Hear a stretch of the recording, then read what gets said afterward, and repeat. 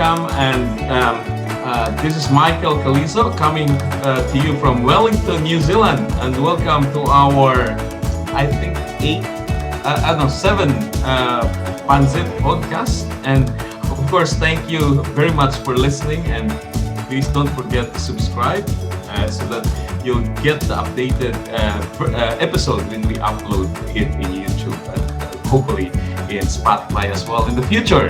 And Joseph, of course, this is our still a part of our cloud series that we've started a couple of episodes ago. And this time we're going to talk about serverless to one of our local experts here in New Zealand. And of course, Joseph, how are you today?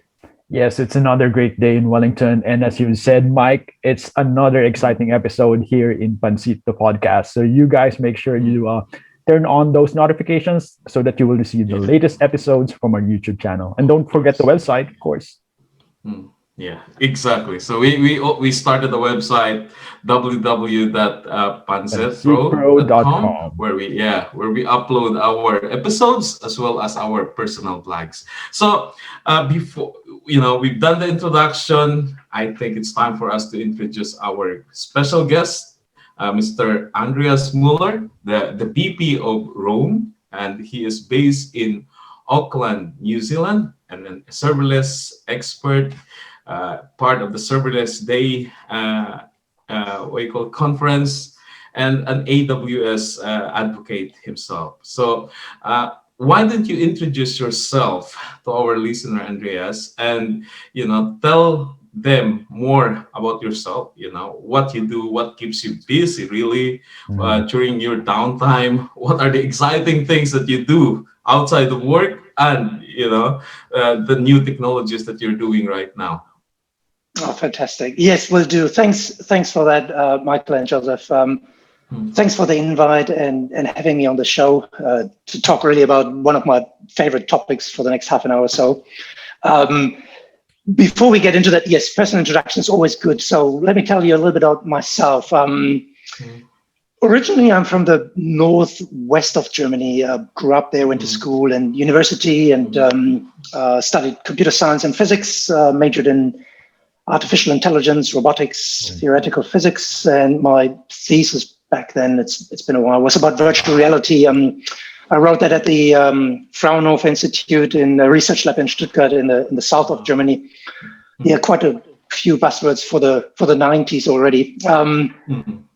So once I was done with all that, and I had my education sorted, if you like, once I was in the back, I got my first job as a software developer, and life was pretty good back then. At least for a couple of months, it becomes not stale, and I still do a little bit of development. But back then, I remember that I was young and wanted to see the world, so I got really itchy feet and wanted to live abroad. And in 1999, my wife, back then fiance, and I went on a tour around the world, and on the way we had a few stops for job interviews. We also got married in Hawaii, and it's still a little bit debatable about the main purpose of the trip, whether it was honeymoon or business travel.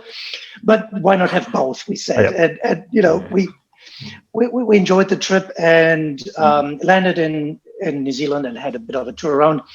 And while in Auckland, I say that was quite a few years ago. Then we made pretty much the decision. I was the driver there to say that Auckland is a really nice spot for that desired overseas experience. And I still remember that day I signed the employment agreement under a putukava tree on the North Shore in Takapuna Beach. Right. So it was just all coming together, and it was just lovely and nice. We basically packed our bags and went back to Germany to complete the trip. That was over Christmas between 1999 and 2000. And it was just in the middle of winter back in Germany, so snow and everything you had. We had a couple of weeks to pack everything up and come back in mid-January 2000. Wow. Yeah, so living and working here. Yeah, it's been a very long time.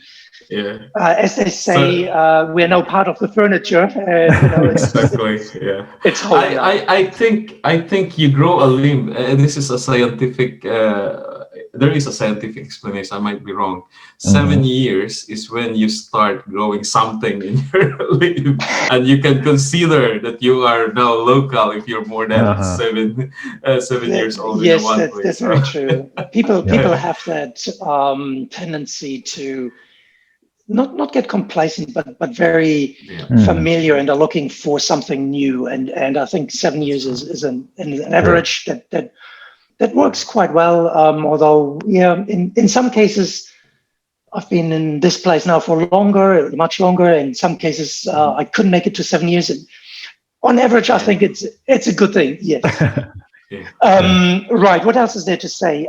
Look, in a professional way, just maybe mention that briefly. As I said, I have been playing various roles over my career so far, and that was software development, tech lead. Been working as a solutions architect and enterprise architect. I've done a short stint of less than 7 years, 2 years only, I think, as general manager. And before my current role, I was an associate director. It's a quite a journey that bounces around a little bit, but it's very enjoyable, and I can't complain at all.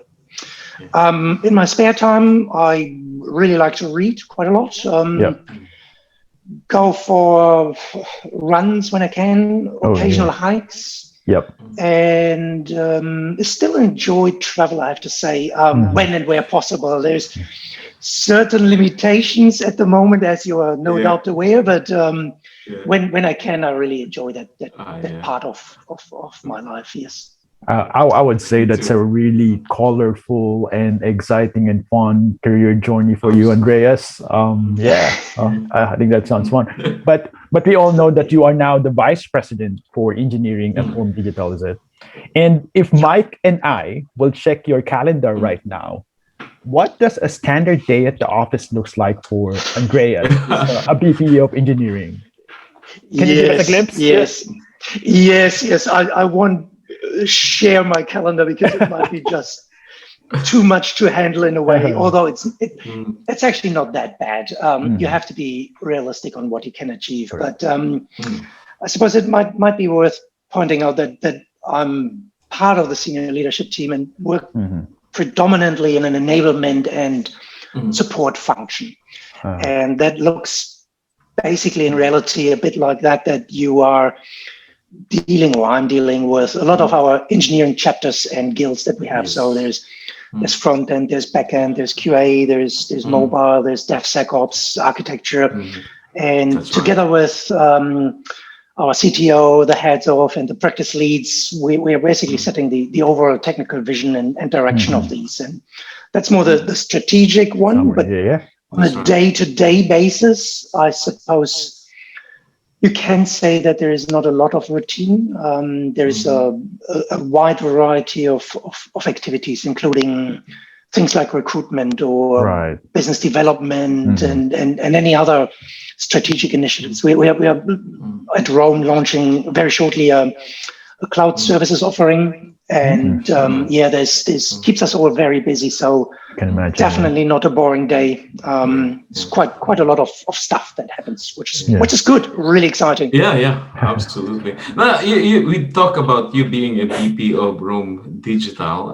Why don't you talk a little bit about what Rome Digital is? Correct. Like in That'll be great. And then we'll talk about one of the hottest topics that we want to pick your brain later on. Yeah. Yes, absolutely happy to. So Rome Digital is basically now a nearly 8-year-old consultancy, a digital consultancy, where we pretty much help our clients design, build, and grow exceptional digital-first businesses and products. And in many cases, this is really starting from a greenfield perspective, where we are working more through innovation topics rather than legacy implementations and integrations. Right. So think of new digital products that a client wants to go to market with. And at Rome, we firmly believe in a triangle of love that we bring together different disciplines, including engineering that I'm looking after, but also there's an element of product and an element of design. All our products are very design-led driven. So when these three things come together, then we believe that there is a higher chance of actually making that very successful, and the outcomes then are just not only beautiful to look at and work with, but they can also scale, and they can also really, be cost efficient and do whatever you like with it. Yeah. At the end, giving customers the business outcome that they want. It looks like that. Yeah. Which will be a heavy topic that we get in a short while exactly. on to. Yeah. Okay. Cool. So let me segue to the topic that we are really eager to talk to you about, which is one of the hottest topics in the cloud right now. Of course, that is the serverless architecture. So before we go a little bit deeper about serverless, because, as a cloud practitioner or people trying to learn to become a cloud professional, they will hear this buzzword about serverless. So in layman's term, can you define serverless? And, so that our listeners and viewers can understand what really is serverless from Andreas Mueller, who is, a serverless practitioner. Yeah. Absolutely. More than happy to share my view on the word there. So I start with the, I suppose, precursor that you do not need to know a lot about the context. So to some, it will probably be a refresher or known stuff, but to others, it might be all new. So I'll don't assume anything. And I want to start maybe with the notion to say that most people in the industry have probably heard at least of the term serverless. There's still a bit of uncertainty on what that actually means, and that understanding is still evolving. But to explain where we got to from where we started to now is probably worth going back a little bit in time and really move and transport ourselves into November 2014, the year when Lambda was announced. And at that time, in fact, as a side note, the term serverless wasn't used much. That came only later. AWS introduced Lambda, the service, as their function as a service offering. And while that's still the case for Lambda, serverless has now become much, much more and is not only available from AWS. So while I'm using AWS as an example, there are many other cloud vendors that provide similar services. So that's maybe good as a background knowledge. Necessary. But back to those early days of serverless. So I do vividly remember that there was a very interesting and good saying. I personally like that another service, S3, is to object storage what Lambda is to compute in the cloud. And if you think that through, that for the simple storage service, which by the way celebrated its 15th birthday last month, the key thing there is that you don't have to think of hard disks anymore where you store things. It takes away the constraints in terms of capacity limits, and that's pretty much all gone. It's just a service that is there. And it can scale. That's the thing that will come back later on. As another interesting tidbit, I've read recently that S3 stores about 100 trillion objects these days. Regularly peaks at tens of millions of requests per second. So it's big. It's definitely heavily used. Let's put it that way. But back to serverless, and in that same sense as S3 goes away from hard disks and managing that stuff, the same is to be said for serverless. We are not dealing with the underlying physical devices anymore. There's a now pretty tired old joke that there are still servers involved in serverless. And yes, that is true. There are servers involved, but users are being abstracted away of that, and you don't have to think of that anymore. So in a nutshell, there are no servers to manage or provision at all. And this includes nothing that would be hardware related or bare metal, nothing that's virtual, anything that involves managing a host, patching a host, dealing with anything on an operating system. True. It's not something you would have to do in the serverless world. Right. It's now managed. It's still there, but it's managed by a vendor of your choice for you. So it's a delegation of responsibility. Correct. With that analogy, you hear sometimes also people talk about similar, I suppose, terms like wireless. There are still wires involved to connect devices when you have communication. Other people talk often about the OSI model, different layers of 7 layers. stack there. Exactly. Or some people often mention another analogy that goes there with pizza as a service, and maybe you've seen it. There's a description of what someone is responsible versus you're responsible for, and that basically describes it for different types of cloud computing, and that ranges from initially from on-premise to infrastructure as a service, to platform as a service, to software as a service. And if you put a pizza lens on that, you would see that you could make your own pizza at home. You could buy a ready-made pizza somewhere, or you could get a pizza delivered, or you go out in a restaurant and be served. So all of that, I think, makes it pretty clear, at least in my mind, that there's a bit of an evolution going on, and the shift happened from very basic infrastructure to a more higher level where you as a user of serverless are involved, has shifted towards, and that more and more of the responsibility is pushed down to a vendor. You outsource that basically. Got it. It's all reasonably simple and straightforward, but let me just say that there has been a lot of debate and heated arguments about the so-called misnomer serverless. And it's going to be an interesting conversation. Yes. You open up a really good topic, but maybe we'll talk about that in the future. But based on your explanation, I would say that serverless, as we know it right now, is also considered as function as a service, right? Because what you need to do is, and correct me if I'm wrong here, you have a small piece of code, you execute this on demand and then expand it on demand as well if you need to. And as a developer, you don't really need to worry about other parts of how this code will run, and that's powerful. That's the beauty of it. But because as a developer, you're just focused on developing awesome code. That's basically that will turn up to be to get the your employers value.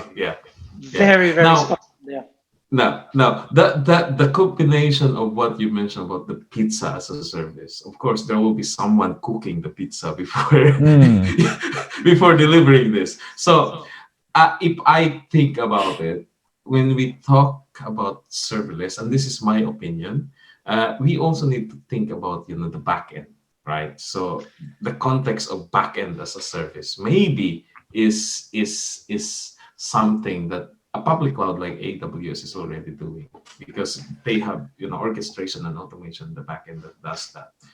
I don't know if you agree with that, but that's, for me, this backend as a service is an API base, which basically triggered by a function or event-driven application that provide really an ability for the infrastructure to auto scale up and down. So you have the breathe in and breathe out infrastructure as well.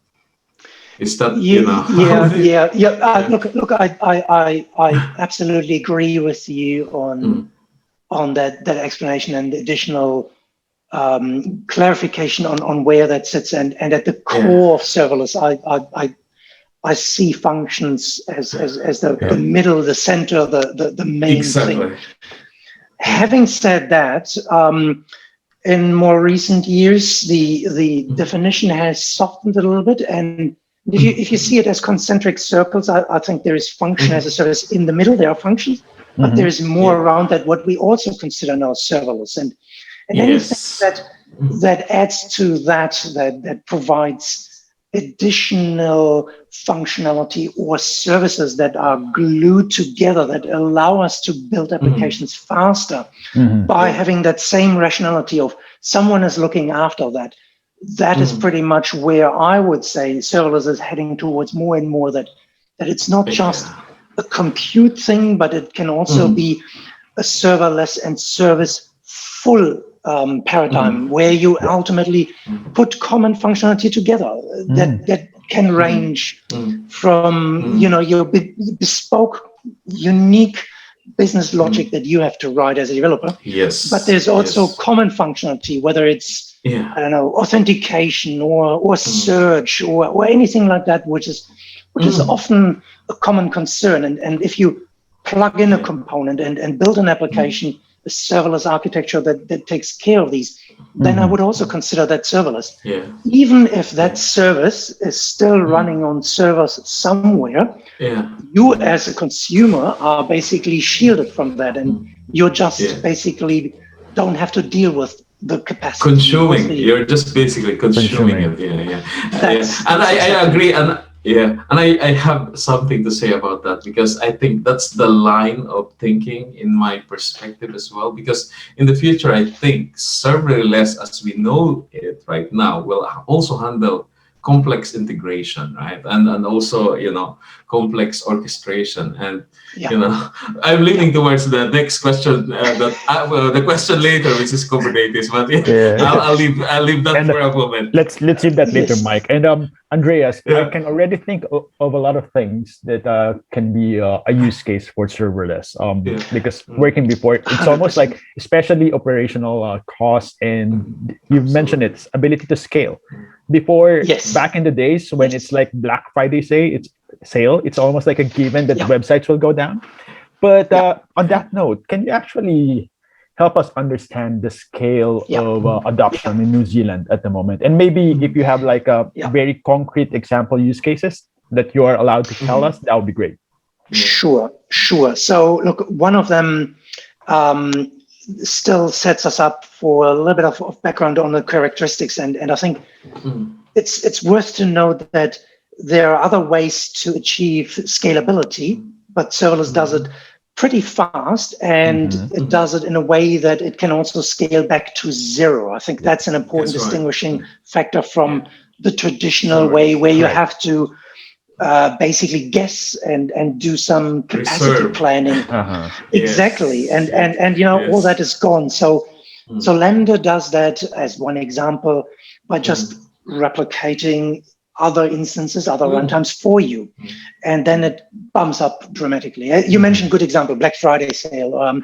There's also pretty much well known the Melbourne Cup race, where it's one day in the year. It's a similar thing, it just peaks up. I've worked in the past for some other companies where they had patterns, and the moment it's spiky in traffic, you will probably go better with something where you don't have to build that yourself, and it's just a responsibility of the vendor. So we have seen horrendous numbers that basically spike up in the millions of requests. Also, when you, as a more recent concrete example that I've seen in real life was also for ticket sales when there's a concert in New Zealand, and when you have that going on, everyone jumps to the queue and wants to see that, and what do you do? So I suppose this is definitely one use case, but as you said, there's also a lot of other ways where you can use the power of serverless in a way where it's it's utilizing the advantage of a pay-as-you-go pricing model without any base fees. So if the coming back to the scale to zero, if you don't use it, if there's no request coming in, you don't pay for it. It's nothing, and that's really impressive and good for startups. You know, when you have a correlation between a request and the cost that is required to serve that request. Someone clicks on a button, an event happens, and then you have to react to do something. If you can put a cent value or a fraction of a cent to that, and you know that I've mapped out all my business and I know exactly how much it costs when users do this, then you just want more users to do exactly that. And then it's linear with your cost of the operations of that service. So it really works beautifully with that, and you get then the real business value of that from a cost perspective. But and this is really tying it back to our initial discussion around business value. Personally, I don't see even that as the cost reduction as the biggest win for serverless. Correct. It's faster to market benefit. I take that any time over lower cloud bills. True. Getting a feature into the hand of users as quickly as possible, that provides the real value. You're not trying to do the bike shedding or yak shaving. If you can do something that does it for you quicker, you would want to take that on board. So I think we've seen the early starts of a new area of cloud that maybe some call FinOps, some call it FinDev. You know, there's just a little bit more business sense, and hey, this is it. I'll give you one more quick example, which really fascinated me most recently in a survey done by the BBC in the UK. They showed that there is a significant increase in the launch of new businesses during the global pandemic. And I was totally blown away. I thought, hey, this is a recession. We are all struggling and all this, but the number just went up.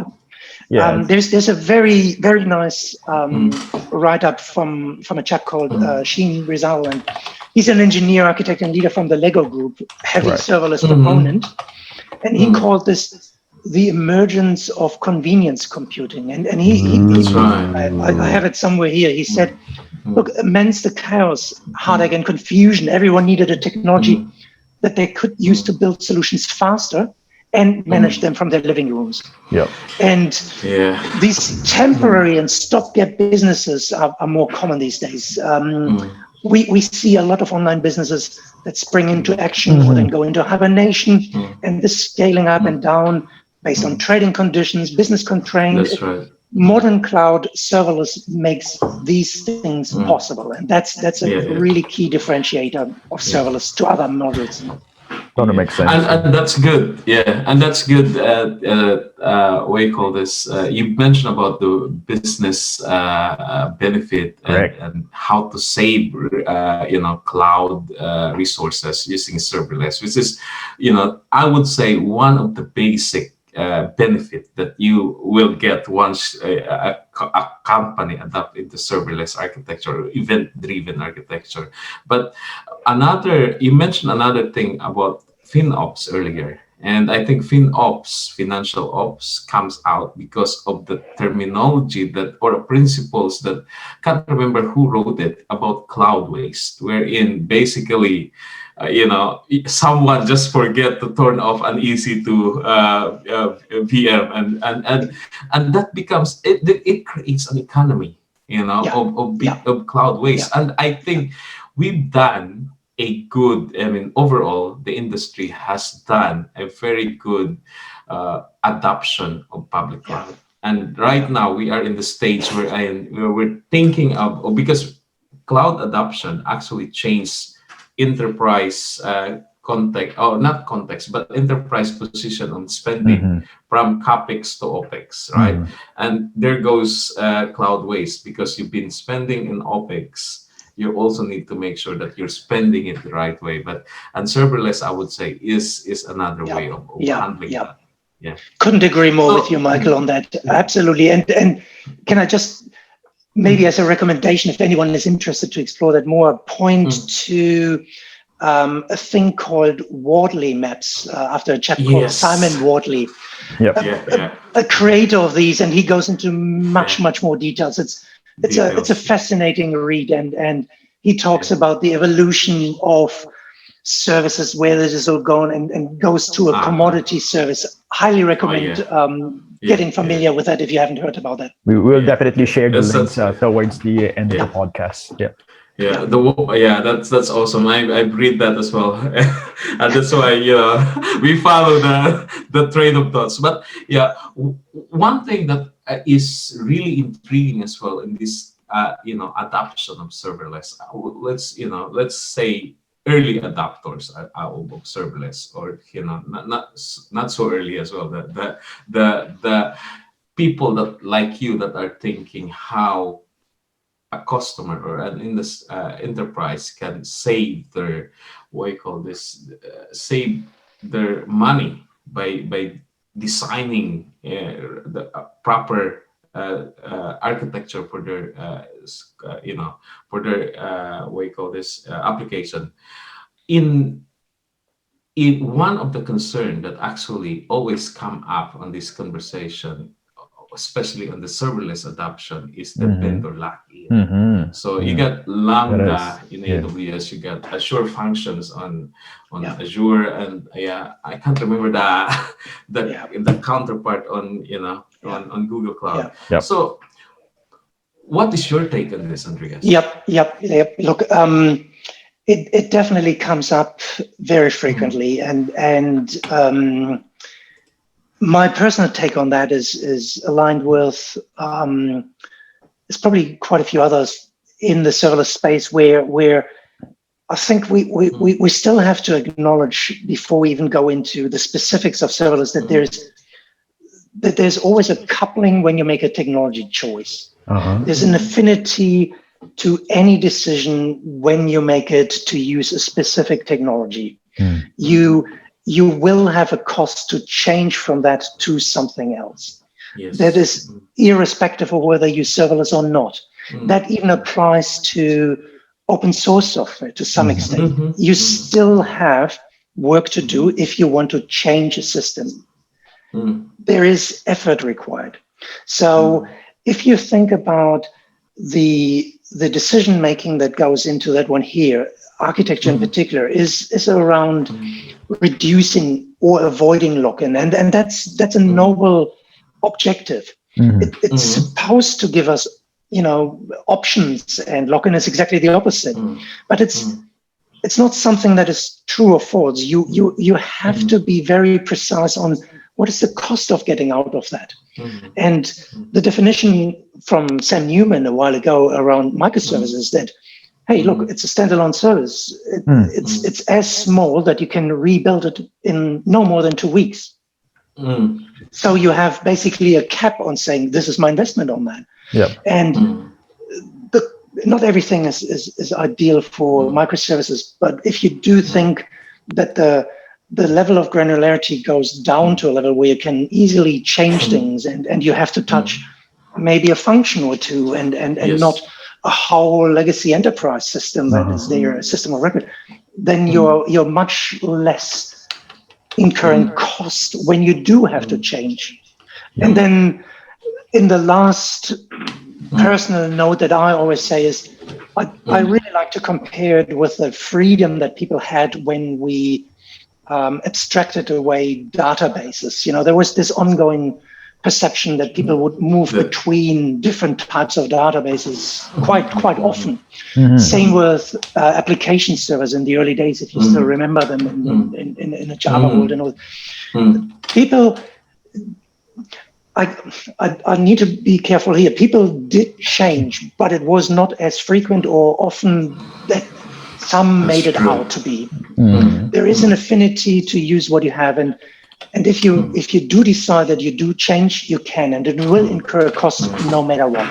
All right. So personally, to me, I'm not too concerned about vendor lock-in, in particular not for serverless, because the code is still the same, no matter where you run it. And we've already talked about of course, the benefits and also some of the concerns that companies have. So I think it's time to move forward, I think. So, based on what you understand, Andreas, what do you think is the future for the likes of Lambda or event-driven architecture towards the utilization of containers, such because you've already touched microservices, right? So, how does it align moving forward to the power of containerization, Kubernetes, and microservices? Yeah. Look, there's a little crystal ball that I can get out and look into that. And I'm in the same boat as everyone else. So whatever I say will be wrong. That's for sure. I have been maybe somewhat close to what happened over the last couple of years in that space, and what I've seen and can extrapolate from that trend where we've gone and started out is that a lot more, let's call it plugs or extreme use gaps or use cases that were not able to be addressed in the past are being filled right now, and a lot more things that were not quite suitable are being worked on. And I'm mentioning here things like persistence, cold starts, things like space, like how do you package up your code? Now you can use a container for that. It's constantly evolving and allowing more and more use cases to come to the principle of serverless, I guess.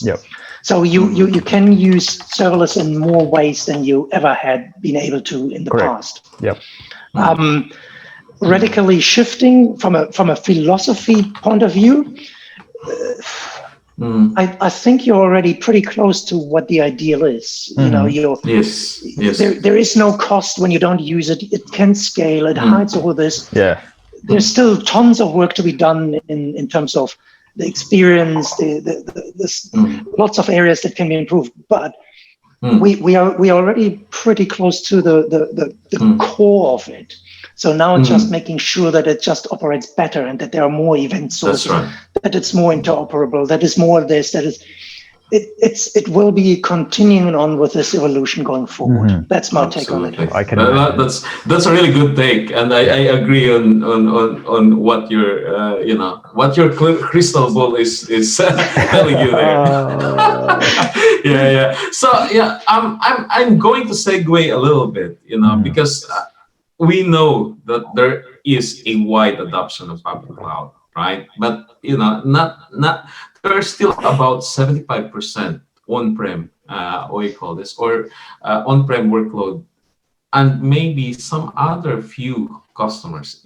Let's look at the government agencies here in New Zealand, that are still thinking or putting public cloud adoption on their roadmap, and for enterprise organization who is thinking about this of moving to clouds, for example, this kind of decision can be daunting. Of course, there are human psychology involved. We want it stable and so on.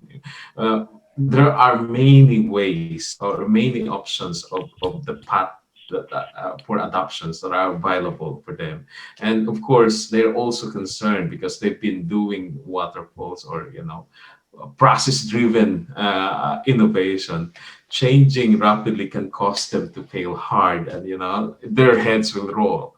So, what do you think is your advice for these customers to actually look at themselves and take a really good look and go ahead and adapt and gain the benefits of public cloud? That's an excellent question, and look, it's not even specific to my serverless background, and we've seen a massive impact of an agile thinking, of a mindset where you experiment, where you look at options to prove something rather quicker than a waterfall, long dragged out process.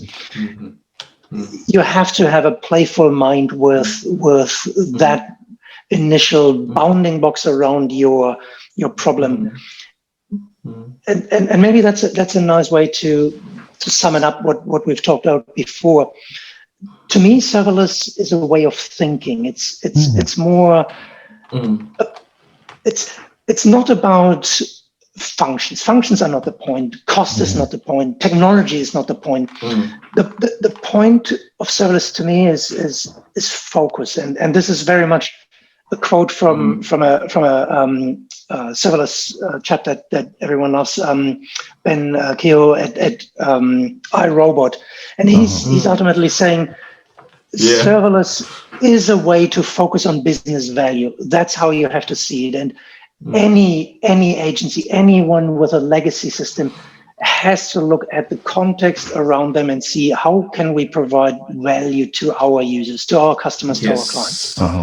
And if you find something that brings you there quicker, that takes away some of the burden that you otherwise have to go through in the past and deal with, have someone who can do that for you and concentrate on the uniqueness of your business challenges and provide value to your users. That's the way I see it. And if I'm the one listening to you, Andreas, by the way you describe serverless, I'll be really keen to learn more about it. So if you can lead me, where are the resources that I can take? What are the trainings I can take so that I can learn more about serverless and public cloud in general to build not just my career, but probably knowledge about it? Do you have resources available? One of the aspects that Michael touched on was around that conviction, that human element of change. And I think, to me, the best resource that I've found in my career and personally enjoy quite a lot is talking with people. So I would refer you to the closest communities that you have around you that do serverless. That's right.